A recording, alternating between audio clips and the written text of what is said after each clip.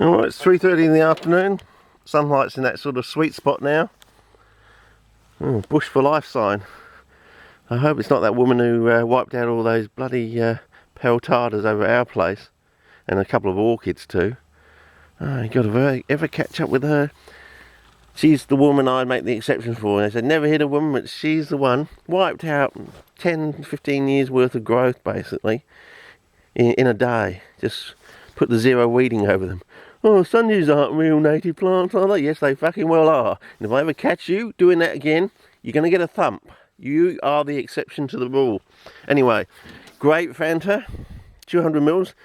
I find these are quite nice actually. Not, you know, if you have a full can, it's just too much sugar. But these are quite nice. But so you might want to invest in one of those. Apparently, they're quite popular overseas. I think Spain. They're very popular in Spain. So anyway, I'll go through here. 10-minute, hopefully, according to the map, it should only like be a 10-minute walk down here. So we'll see how we go. Whereas if you go down that one down there, that's a 45-minute journey just before you even get there. And then it's a very nice scenic walk, and it's all like almost like you think it's going to be like a hyper banana area, and you think, oh wow, you know, there are definitely going to be bananas here. And then it sort of peters out, and you get to a bit of a creek line, and we crossed over the creek line. It was getting a bit sandy, and I think, oh, well, maybe not. And then Donnie wanted to go back.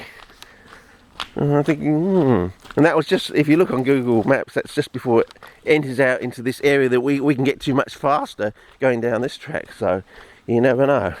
So I thought, see if it is 10 minutes down here. And look at the Apacuous impressors. Now, isn't that impressive?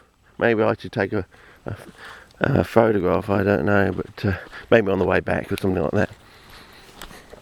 But if you go up Mount Lofty, February onwards, because it's so high up, well, high up, not compared to European standards anyway, it gets a lot cooler, a lot faster up there, so they come out, you know, late February onwards. You can actually see them up there flowering. So even though we're now in, well, what, mid-May now?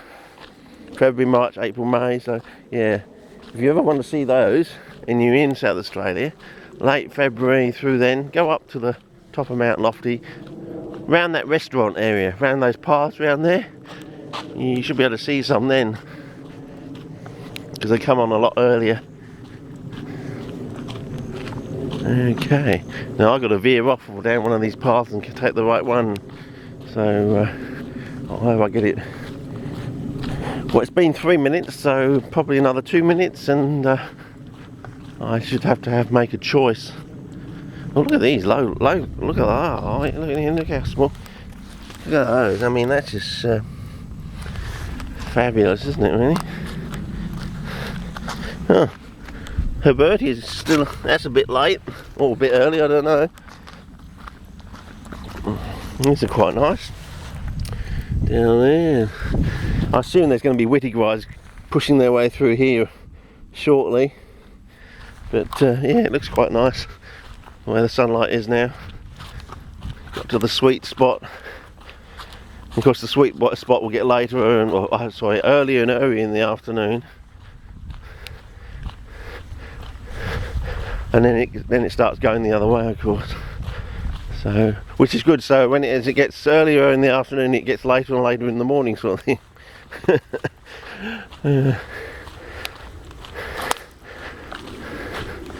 Right.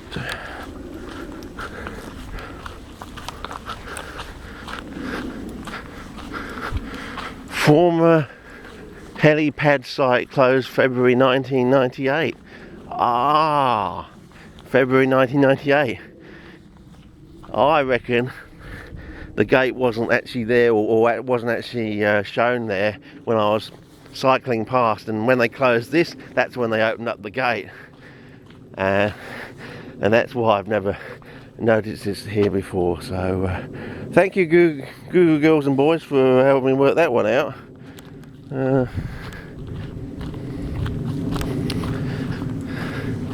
Anyway,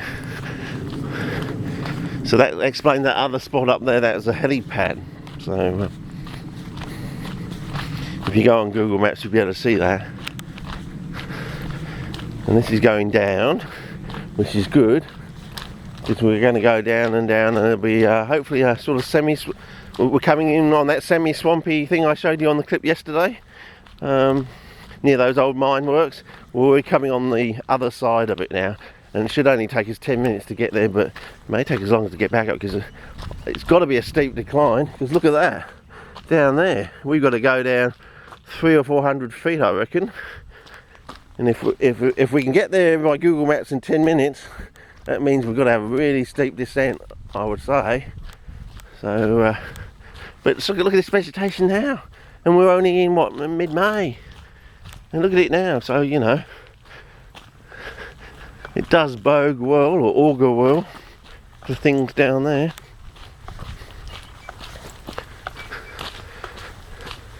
Jeez, they haven't actually got toilets down there, have they? There's something on a, looks like,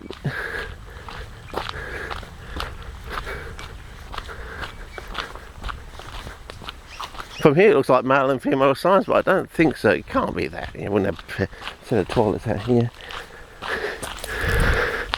Nice view out there. I really need to get a proper wide angle, like a 1-to-1 wide angle. You know, so you see what you see with the human eye. I don't know how much that will cost, but I think I've got to write my thesis first, send it around the world sort of thing, and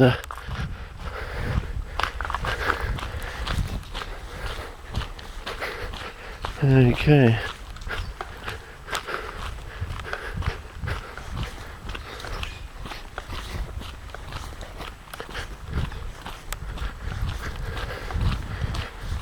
I think I might stop the clip here and then make another one further, going all the way down the deep descent. I hope I'm not going to get lost. Well, I'm not actually going to get lost. What I mean is I'm going to get lost from the actual Google Map representation. See, I don't have an iPad, you know. I said we're so far behind the rest of the world, thanks to King John Howard, that I don't even have an iPad, you know, an iPhone or anything like that. I mean, if the Google boys and girls want to take pity on me and send me those basic essentials, well then I can actually have the iPad open while I'm filming and showing you where we are from an aerographical point of view, aeronautical point of view. Seasonal closure, Phytophthora infected area. Oh, okay. Well, I suppose wipe my feet going in, wipe my feet going out. It's only seasonal, but I suppose one has to do it. If them's the rules, as the Victorians would say. What gets me is, why do they use phosphoric acid to counteract Phytophthora when the Australian native plants are supposed to be phosphorus sensitive? It just doesn't make sense. I think it's all connected up with CPs and lower nutrient plants. There's some key point there that's wrong, and until that gets fixed, CPs and other related plants just can't be brought into line into a normal horticultural practice. So there's going to be a big CP revolution coming soon, I reckon. Well, that's the former helipad up there. Okay. Anyway, I'll start a new clip now. Otherwise, it will take hours and hours to upload these things. But you know, you look at it now; it looks quite good, and we're only we've got another 400 feet to drop. So there we go.